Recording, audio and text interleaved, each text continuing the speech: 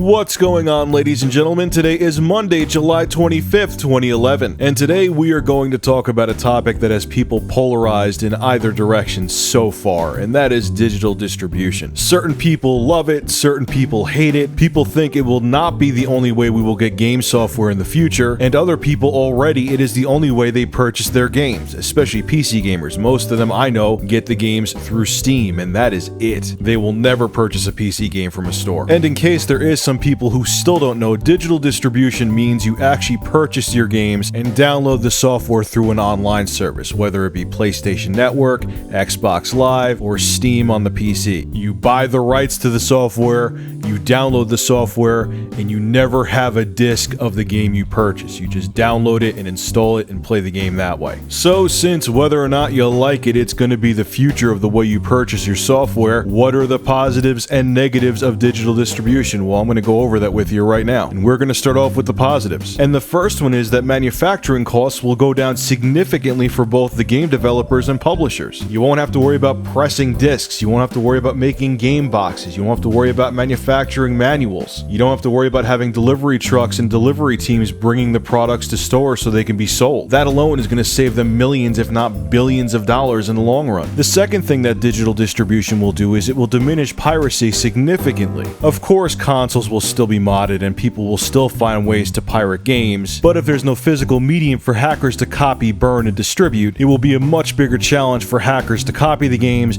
and for people to pirate them in general. And once again, due to digital distribution, both developers and publishers could save billions of dollars and virtually eliminate piracy in the long run. The third reason why digital distribution will be successful and take over the industry. This one's really simple, folks. It will kill the used game market, which both developers and publishers can't stand because it takes a lot of money out of their pockets. You can't trade in used digitally downloaded files, so guess what? The used game market will cease to exist for future generation consoles. So people won't be able to go to GameStop anymore and purchase a game used. They'll have to download it digitally, and because of that, the developer and publisher will make money every time someone purchases a game, which is something they don't do when someone purchases a game used. Again, this will definitely make the industry billions upon billions of dollars. The days of trading in your old software at GameStop are severely numbered. Reason number 4, at least I hope this will happen, and it should, games will become more affordable. If all the things I just previously spoke about happen, piracy is diminished, manufacturing costs go down, the used game market is virtually eliminated, games should be a lot cheaper, and look at Steam, the games are dirt cheap on Steam. A perfect example of games being cheap on Steam is I purchased Dead Space 2 like a month and a half after it came out. It was still going for $50 or $60 in the store. I got it for $25 on Steam. It was 50% off. And that's just the tip of the iceberg. Steam just had their summer camp sale where they were selling whole developer catalogs. I mean, every game a developer or publisher had for like 70% off, 88% off. And the reason why they could do this? There's virtually no manufacturing costs. All Valve has to do is transmit the files of the game to your computer when you purchase them. Like I said before, there's no manuals to manufacture, there's no cases to manufacture, they don't have to send trucks to stores with the software so people could purchase them from retail stores. It's a hell of a lot cheaper to sell games on Steam, so they could sell games for dirt cheap and still make a profit. So if the hardware developers and software developers for consoles aren't greedy, they could still make a huge profit and make games very affordable with digital distribution because they're saving so much money. And the last big reason number 5 why digital distribution will be so successful is that it's instant gratification. Yeah, I know you have to wait for the game to download, but perfect example, I live in New York and during the winter it's like Antarctica up here. There are some times you can't leave the house for days because the weather is so bad. Blizzards, freezing rain, you name it, it comes here. So let's say, for example, you're stuck in New York in a blizzard and Resistance 4 for the PlayStation 4 is supposed to come out today. Darn! But don't fret, my friend, because you could download the game digitally with digital distribution via Sony's PlayStation Network. Joy! Or let's give another example. Dead Island is supposed to come out for the PC, PlayStation 3, and Xbox 360 fairly soon. You have a PC, you work second shift so you couldn't get to GameStop in time, so all you have to do is go on Steam at 2 o'clock in the morning and download Dead Island that way. You don't have to wait till the next day to get it. Again, instant gratification with digital distribution. All you gotta do is wait for a couple hours for the game to download. And if you think about it, that's another way that game developers and publishers will make money, because digital distribution will get a ton of impulse buys. Now on to the flip side of things. There are negatives with digital distribution, and I'm going to talk about them now. The first one is going to be a big one for quite a bit of people. It doesn't really concern me that much, but a lot of people I know are going to quit gaming altogether due to the fact that physical media is going to cease to exist. Many people I know, which honestly I don't understand, will be the first to go out and buy the collector's edition of every new game that comes out. They enjoy the aspect of going to the store, picking up a physical product, and having it on their shelf. 80% of the reason they game is for the collection aspect of it. And when I talk to these people about digital distribution, they don't even want to hear it.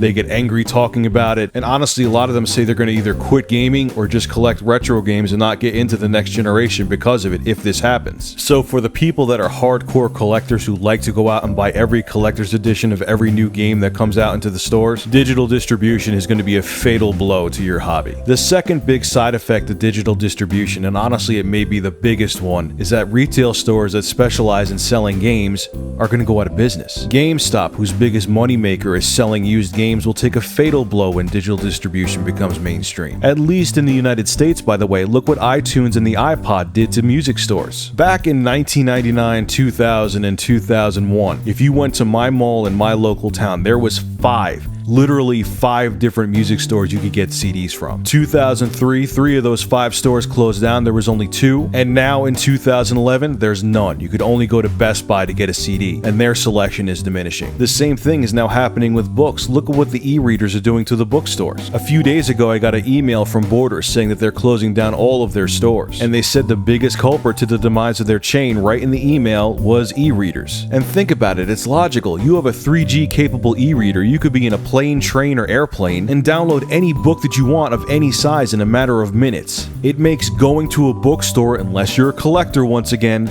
totally obsolete. Now, a lot of people who are opponents of digital distribution for games will go into the fact that, oh, what happens when you run out of hard drive space? How are you going to download more games if your hard drive is full? One, let me ask you a question. Is that affecting products like the iPad and the iPod Touch right now? No, it's not. All you have to do is erase what you're not using and then re-download it again when you want to play it again. You bought it, you could re-download it whenever you want to. But before I go off on another 30-minute tangent, digital distribution was the prime reason that music stores closed down. It is the reason that bookstores are closing down, and unfortunately it is going to be the prime reason that retail stores that specialize in games are going to close down as well. In the next 5 to 7 years, a lot of people are going to be losing their jobs who work at those stores. The fourth and final negative aspect I'm going to talk about is what will happen in third world countries and places that have internet providers with limiting bandwidth caps. The answer to the third world and developing countries is simple. They'll still manufacture the games for those countries and sell them in retail stores. It'll still be a hell of a lot cheaper just to manufacture games for a few niche markets than the entire world. Now, the game developers and hardware developers dealing with internet bandwidth caps,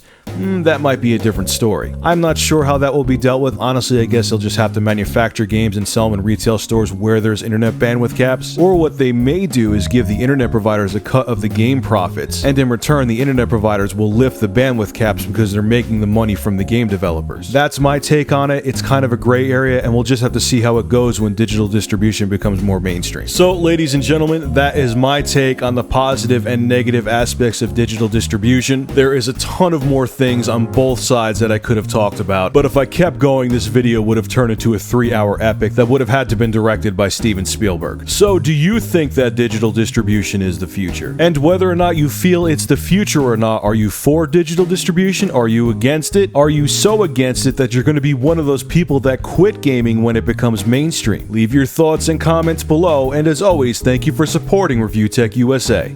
God, I'm going to need a beer after this one.